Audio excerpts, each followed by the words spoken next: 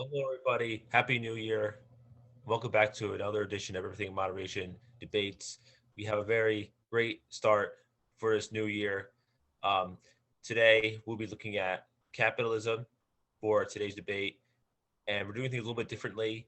For this time around, I will not be asking any questions. All the questions will be asked by our two debaters, Mike and Danny. So I'm going to let them hash it out, and one of you guys take it away. Okay, I'll start because I'm the IEM representative. So how we'll structure this debate is basically we'll do two or starting statements, and then we'll move into different topics as we ask each other questions. And Anthony will hopefully interject if we prolong too long or get any bit of feisty in here. But I guess let's have Mike start with his take on communism. Explain your type of communism, just so we know that you're not Stalin and trying to starve us to death. Very funny, Danny. Thank you. First of all, thank you for allowing me back on. I appreciate it. Well, yes. Well, in terms of my type of communism, I guess you could say, if I had to lean towards something, it's more Leninist Marxist. I'd have to say Leninist Angles or Marx Angles, whichever. Um, well, I'm not by the books. I have my own fresh takes because I believe that there is room for interpretation or certain specific types of interpretation. It's not black and white. There's a gray area for debate.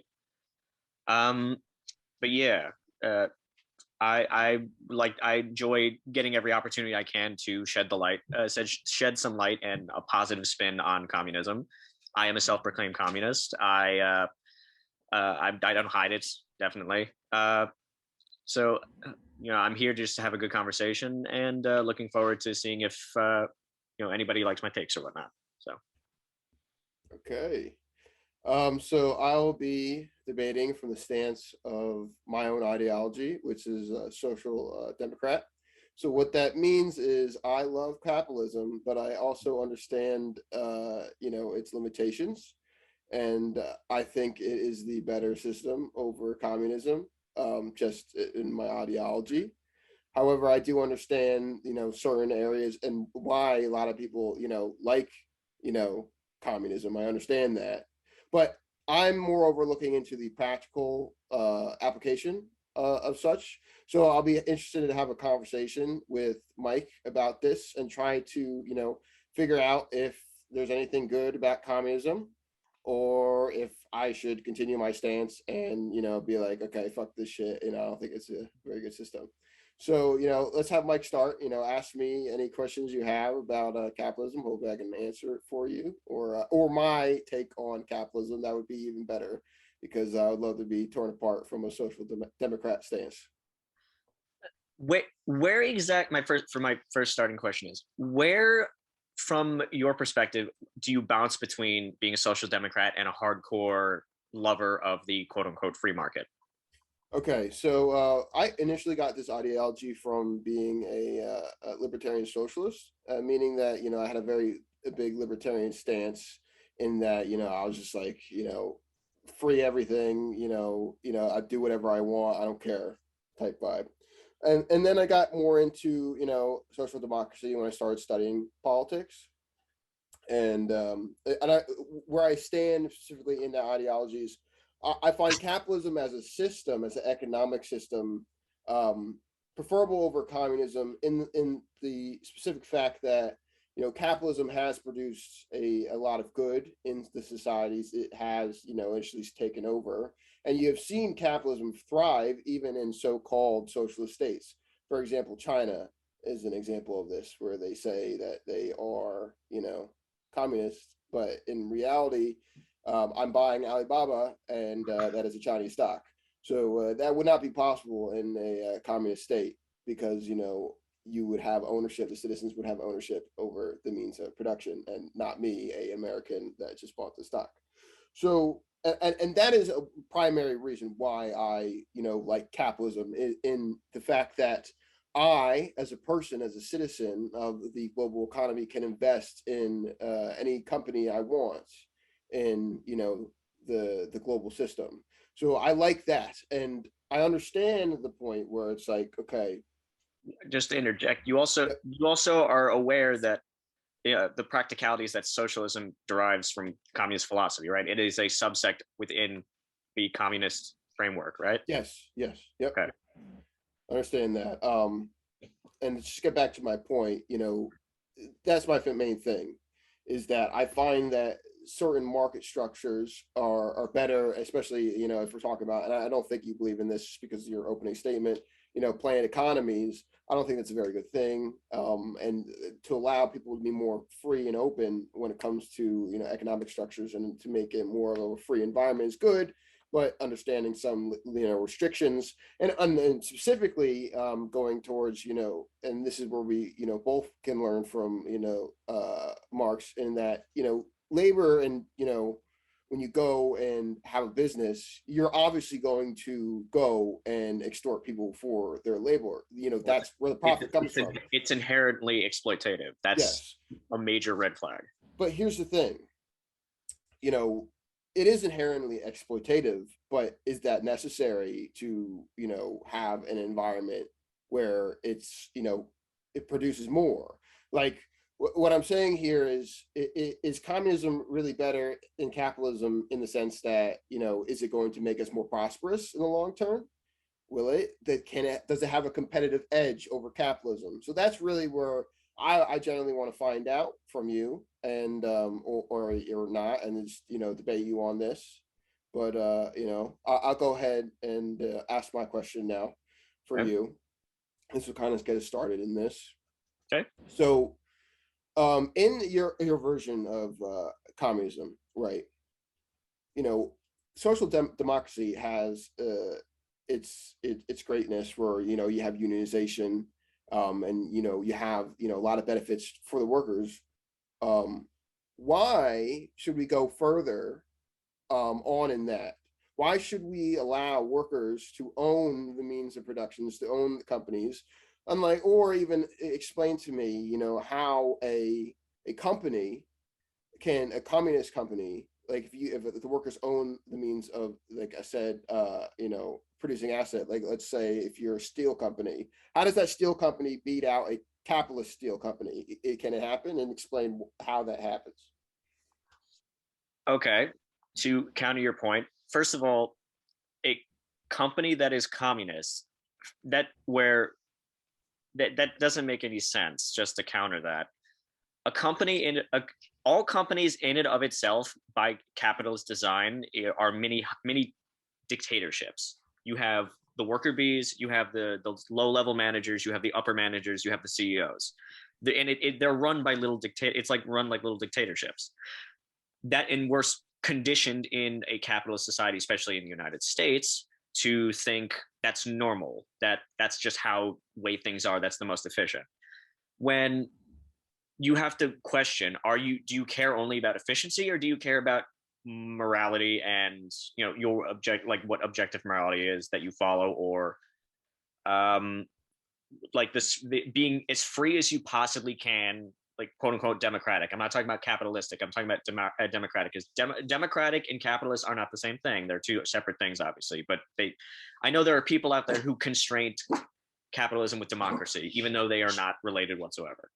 So by having a more socialistic structure within a company or a more communist edge within a company, in a big company, is you give all workers, more say. It's no longer working for, like, say maybe the workers pick their manager. Could you explain this real quick? More say into what? More say into what? More in regards to what? Yeah, like, do they have more say into their wages? Do they have it? This is important. Do they have say into the business functions of said business? Yes, they do. They do. They definitely do. It's basically democratizing the workplace. That's what it comes down to. It's giving people more of a fair share, instead of a structure where you have to be under the control of maybe a good chance an abusive boss or something. Okay. It's not like an individualistic thing anymore. It's more, Okay. it's people coming together. All right. And I understand from the perspective of workers negotiating for their wages, especially, and That's why we have, especially that's why getting we have unions. right, and getting the fair value for their labor, and in communism goes a step farther and saying you should like there shouldn't really be people making tons and tons of money at the top. If you're a planner, you shouldn't be making like that much money. But here's something I always want to retort with. Okay, so Bill Gates is a billionaire, and we all know him, and he is a evil fuck. I think we all can agree. He's just kind of like one of those weirdos that sits out like a rat. But he's a genius, and the reason why I know this is because yes, and I'll explain why. And in the same way that Jeff Bezos is a genius, and everyone can. I'm okay. I definitely have a retort. You go. Okay, yeah. I do have a retort though. So Bill Gates understands business in the fact that he literally can copy anything straight up and rip it off and go and build a avenue. And that is really, how capitalism works within our country. So people that know how to do this can really make their business very efficient and go and, work for the said worker. So, I would say in of itself, this job is, very important. And if you're going to be the CEO of a company, especially, a starting company, like Microsoft or something, you need to have some incentive. Definitely not like, okay, you're making, billions and billions of dollars, but you need to be, decently well off. And why I'm saying that is because there's a reason why, this even happened. This reason why is like comes out of nowhere. And it's because they're, they generally understand business. And having those types of people is just as important as an actor in a movie, right? An actor in a movie brings a lot of attention to a movie because they're like, okay, great. They are the main show and they're, helping out and they're basically causing the big media attention. It's the same thing, what Jeff Bezos does with Amazon. Jeff Bezos made a like extremely low cost structured online retail store that I can get anything off of at any time I want. Now, what I will always say is the workers are the reason why he is able to even do this. But, that's why he got to go to space for 11 seconds or whatever, 11 minutes for $5 billion. And he said, oh, if it wasn't for the workers. I definitely didn't like that. If it wasn't for you slaves, you wage cuck slaves. Yeah, definitely. And that's what comes to the heart of the argument is like how is Jeff Bezos able to even like get this cost structure down so low? Well, part of the reason is the fact that he's paying his workers not too much. But here's the thing. That's a problem within government, right? And I think that should just be dealt with there. But I don't think that you should go and say, hey, Jeff Bezos, your salary is now $200,000 and you are doing all the mental math for this business and trying to figure this out. Obviously now you're in this place that he started. He's not in a place where he's doing all this mental math that you say. He did at one point. He did at one point, of course. 4 years. Yes. He did at one point, but is he that much? I would not qualify him as that much of a genius because you have to take into consideration luck, time, place, luck, time, date, places. He got a decent loan from his family. It's not like he started from nothing. He got a pretty good loan. 2, I guarantee you, it's not the most original idea to at the time, 2004 when he started Amazon or something. He started like way back in 1990s. Yeah. Okay, well, yeah, but I'm sure he wasn't the first schlub who thought of starting an online bookstore to this new thing called the internet. He literally he got a good spawn point. That's literally it. It could have been anybody. So okay. So I mean, calling him a genius and then putting him up on this pedestal and like turning him into a somewhat demigod now seems pretty. I don't understand that. That just doesn't jive with me. Okay, I don't think he's a demigod or anything like that. I just recognize him for his prowess in business. Okay, just as just say a steel worker is extremely good at making steel, or I don't know, a guy of burgers is very good at flipping burgers, or let's say in IT, a hacker is very good at hacking. I recognize him for his potential in this one avenue. However, this avenue that he's doing is something that he owns, is a business that he owns as well. So I think that in a capitalist system, it helps in having a benefit model for this man who is making, and I'll say this, Jeff Bezos is making all of his decisions by himself for said business for 15 to 20 years before he became an extreme billionaire. Nowadays, especially within his corporations controlled by a board. So, maybe not now, Jeff Bezos, this is a wonderful thing. He's pretty much just, eccentric billionaire Batman guy who takes HGH and just runs around on spaceships and shit. But listen, at one point, he did an extreme amount of work, and his ideas definitely, he went from bookstore to online retail to, oh, we sell everything on the internet. We're the Walmart of the internet. So but by and large, he's killing off brick and mortar stores, which it's kind of sad. That's putting a lot of other people out of work. So I support that, just because we got off. You support putting people out of work? No, I support killing off businesses that don't have a real thing anymore. Like brick and mortar will always exist within like clothing retail, for example. What I'm saying is I'm not going to use whale oil to go put on my lanterns, because we don't use lanterns anymore. We use light bulbs. That's the type of explanation here, and the same thing could be even said for people in the gas industry right now, right? And it's like, okay, we're going away from gas. All these jobs in gas are going to be lost. Well, yeah, you're right, but all these jobs in electric batteries are going to be created. So I just find that equivalent is not a good one. But we can move on to a different topic if you like. I don't know if you're talking about this one. I mean, if you want to continue, it's up to you. It's It's my main point here is that I think in people like, say if you're a CEO of a company, yes, you should be regulated by the government heavily, and you should be taxed. Your company should be taxed heavily, and you should have different cost structures within the amount of investments you have, right? If you have stock and you own stock, and if you're a billionaire, you should be taxed on your wealth only if you're a billionaire, right? And in that, the reason why I say that is because if you're a billionaire, guess what? You can go buy whatever the fuck you want, whatever the hell you want. So you're living like a god regardless. So having a decent amount of your money taxed is probably a good thing for, especially. For I agree with that. If you were to say in terms of Bill Gates, we'll go back to your man Bill. What is he worth? 6 billion? Yes. If you were to say take 100 billion away from him, that's still more money than he can ever need to spend in his life. That is way too much money. Yeah. That is ridiculous. There needs to be an actual limit. I think he should be stinking rich. I think Bill Gates should be stinking rich. I don't know why. Why? Like I honestly think he deserves it. You're basically taking the boot, man. Listen, I don't think they should be overwhelming billionaires that have $100 billion. What I'm saying is, if you created something that came out from, let's say this, right? If you're Thomas Edison of the online retail valuing business, one person's life over many others. That's what you're doing.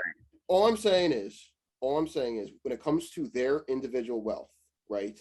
That if you did the equivalent in business of creating the light bulb, you should be able to be stinking rich. So I just don't think that they should make an income equivalent to $200,000 to $300,000. But you deserve to be rewarded. Yes, you deserve. But there's a difference between, say, Edison, who created a light bulb, which was a major thing, not requiring gas lamps anymore, than creating a friggin' online bookstore where you can, I don't know, buy shit instead of leaving your house. There's a stark difference to that. Number one. Number two, there's a limit. Like again with Jeff Bezos, I mean, he's at the point where his employees don't get decent bathroom breaks. They're pissing and shitting in bottles because they have to make quotas.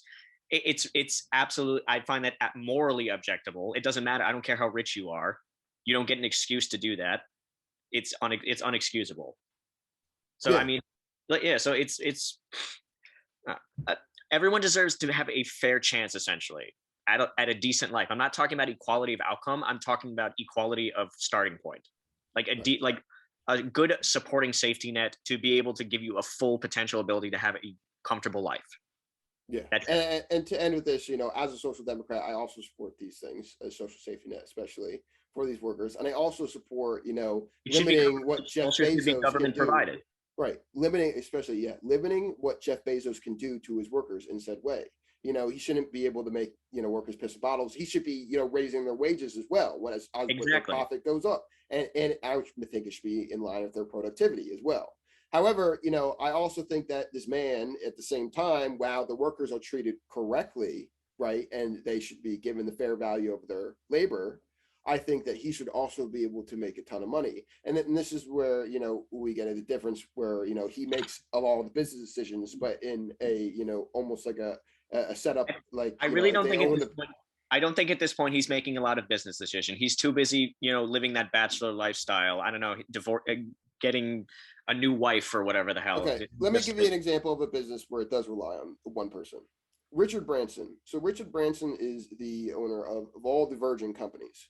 Richard Branson single-handedly does all the planning, and I'll tell you, it's really not that much because guy's fucking insanely smart. He just throws out business ideas and he gets them and then just either throws them out or just does them. Right? Because he has the capital to do that. No, everybody has an idea, but they don't have money to do that. So he's an expert at what is called low cost, like anything like low cost. So, like, for example, let's talk about his first business.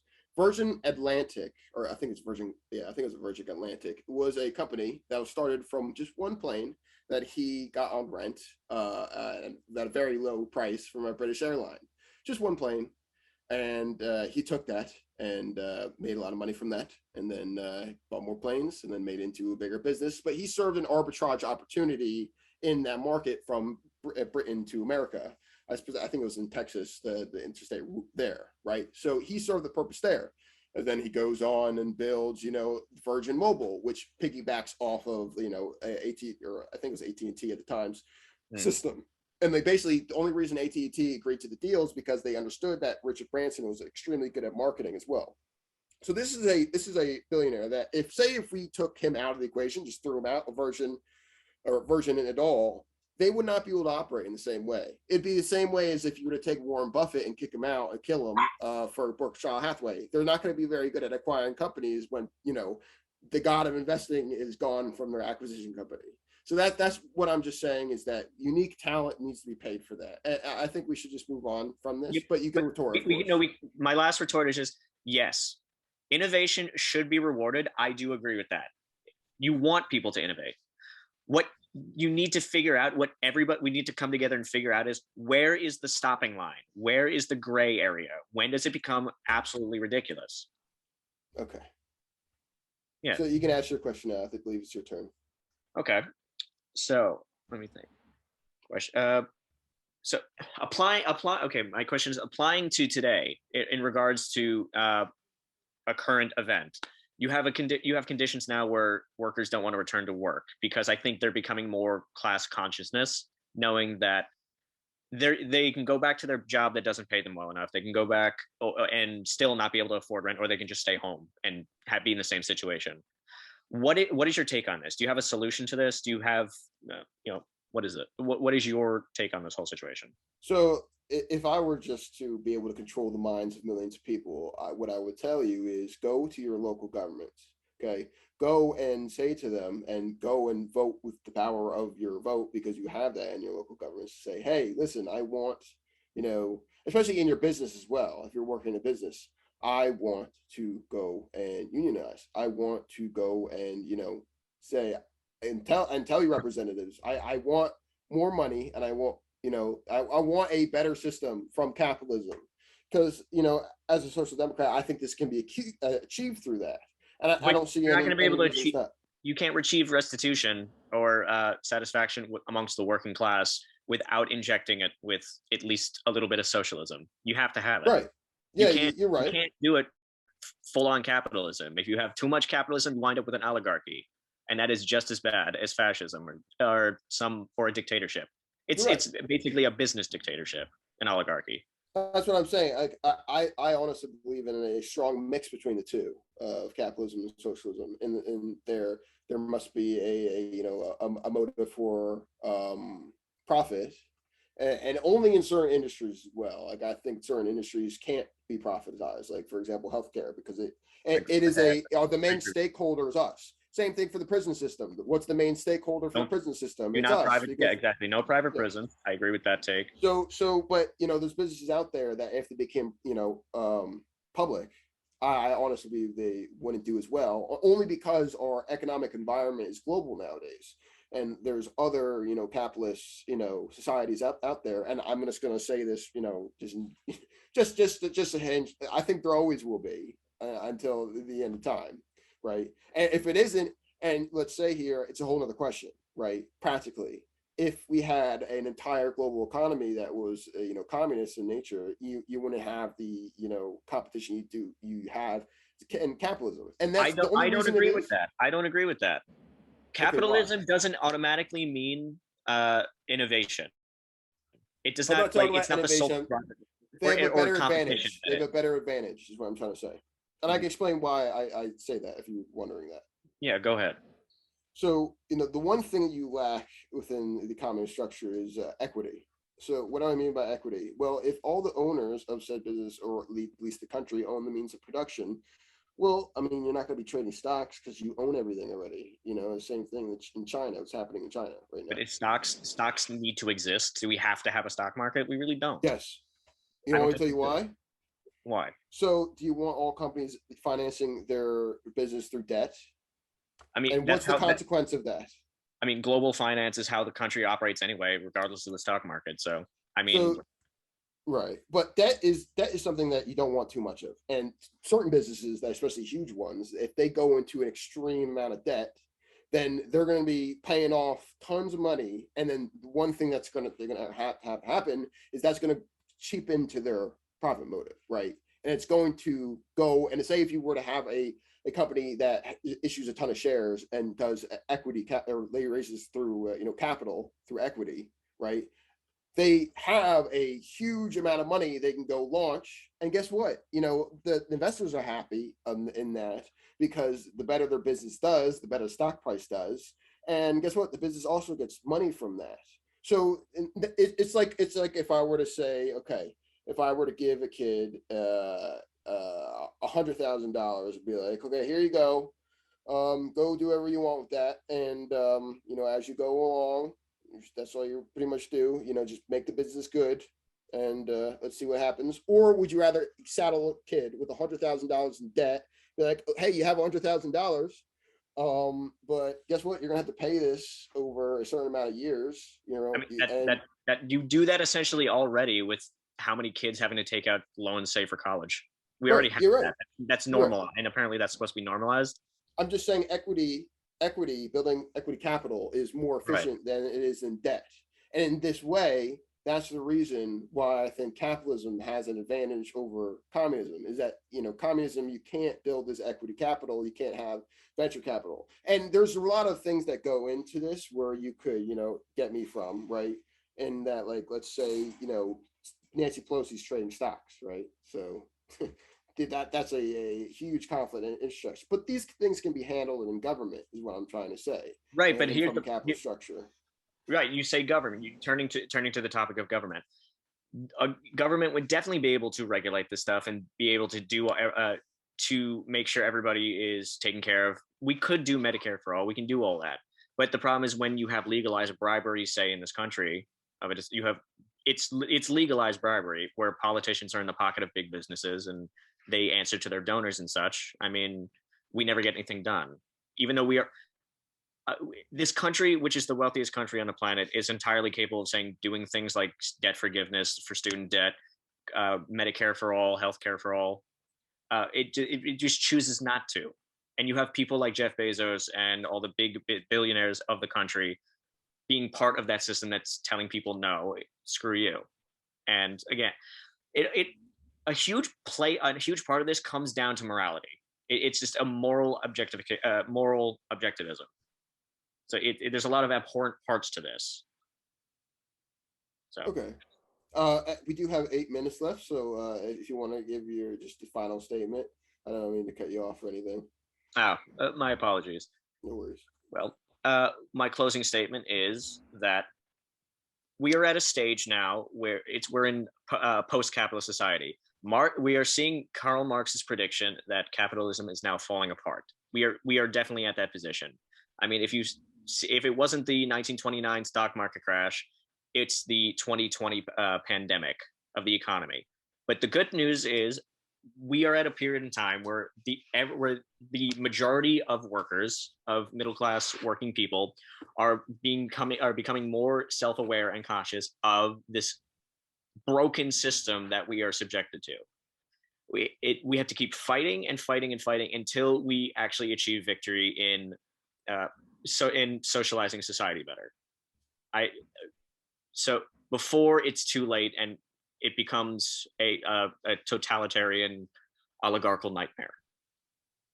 Okay, that makes sense. And I totally agree with you that we're pretty much headed towards the end of the cliff here. We're going to jump off and die. But we've been there before, as well. I'll say. And I'll say in the 1930s, we were in the Great Depression where people were eating, grass off the freaking lawn and not having yes, and because either. of that situation, you had a huge rise in leftist leaning policies. You almost had the American Socialist Party winning the presidential election. But this is where I'm going to go to, right? FDR in no means was a communist. Correct. But FDR was implementing policies that did help the working class. So this is where I want to focus at least my ideology on, is finding this good in between capitalism and socialism, in that we could still have a great economy using capitalist market structures and equity financing and things that I really care about within capitalism. But we also need to take care of our laborers, and we take care of the people of America, because the people of America is what gives us the money. I mean, there's a reason why we do GDP per capita, right? It should be workers over greed first. That's how it should be. Okay. I mean, here's the thing. I think that greed and workers should be hand in hand. I don't think that there should be, they should be treated on equal, at least. We should not be supporting greed. You shouldn't be supporting greed. Well, what has greed done for America? What has greed done? Why do people want to come to America? That's not a good question to be asking when you have literally the richest country on the planet with, what is it? The top 1% owning like the bottom 90%. You're right. It's all about self-interest. That's not, when you live in a society, you can't be all self-interest. Like, I get you're an ex-libertarian, that's literally the ideology of me. So I get where you're coming from, but you came to the realization that maybe being a libertarian is not the best. So I feel like you can be moved. I might not be the best speaker to debate this, but I'm trying my damn hardest here. Like, what I'll say is America did come to its power from using, leftist social policy. And this is what I'm advocating for, right? We used capitalism and leftist social policy intertwined, and we got the golden age of America. And we literally created a country that is the best on earth. I mean, and I'm just saying that from at least a military perspective. I'll say that from, we are an extremely powerful nation, okay? Maybe not the best in school, maybe not the best, but we became not the best in a lot of things. Yes, you're right. But we became such a powerful nation because of how we structured our economic structure. And you'll see China, they noticed that. And they're doing now the same thing. They want to become what we were in the 50s. Up to the 70s. China actually, but that's part of it. You want to know why? Because China reins in its billionaires. You're right. They rein in their billionaires significantly. They're still billionaires, but they I forget what specific term they use. They make you give a hefty donation back to the Chinese people. Let's put it like that, for your wealth and success. Right. I feel I wouldn't be opposed to doing something like that here. Right. And here's the thing, right? When we look at China, would you say that they're a communist state? I don't think you would. Right? I would say yes. Yes. I mean, I could buy Alibaba. Not fully. I would not say fully, but yes. Could they qualify? Yes. Here's the thing. I think my main qualifier would be that the production ability of labor is owned by the workers. What I'm trying to say, right? Correct. If I can own Alibaba, I am owning a piece of said company, while the workers are also not owning that. China gets away with it by saying that, oh, I own just the cash flows and that's how it works. But guess what? I'm still getting money at the end of the day here in this deal. And that's where that they China does allow have for a flaw. equity financing. And this is my main point. They use capitalism. They use it. So there's just a mix, and that's what it is. That's what China is. China definitely does have its flaws that I would say need to be addressed and fixed in other areas, and aside from its capitalist tendencies, it's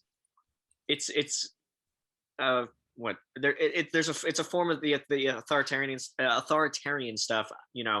I'm not so much in favor of, but the fact that they were able to find a really well working combination of both communism and capitalism, it's a good start.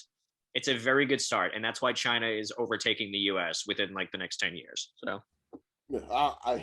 I'd put a longer timeline on that one, but the trend is going there. I'll say that.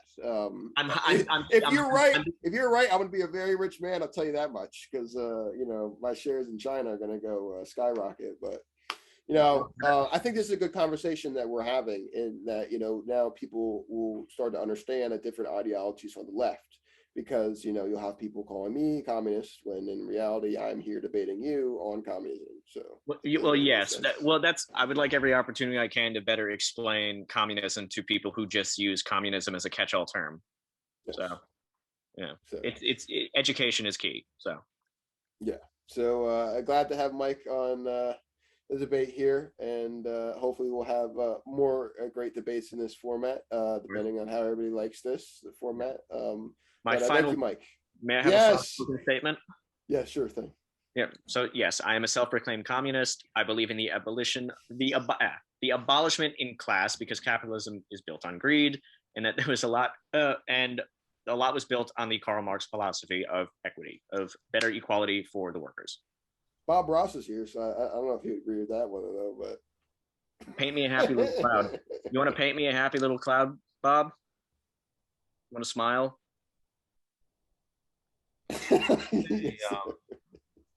Thanks, Mike, for all your insight. I'd like to have you on in the future, and Danny, like always, it's always great to hear your voice again. And as you noticed, I grew my hair out while during the debate. I grew my hair out, so yay me. So we'll see you next time, Everything Moderation Nation.